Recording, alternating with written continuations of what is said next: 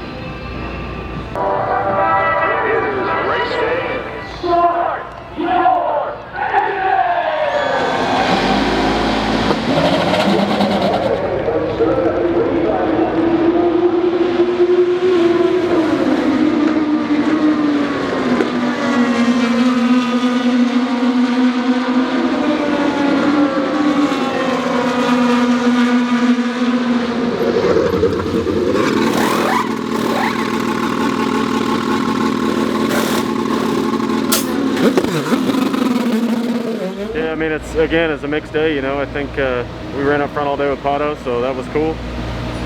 He had a great car all weekend. The guys in the pit lane performed all weekend, so you can't ask for anything more there.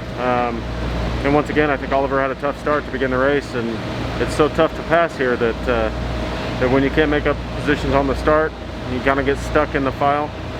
It's tough to come back from. So. There's Pato O'Ward. He's getting out of his car, finishing in second spot. Happy to get a podium. You and I talked about this today, and there's been a lot of bad luck running through the paddock. This is maybe very nice job. You drive it very good. I'm trying. Until next time, we bid you a farewell.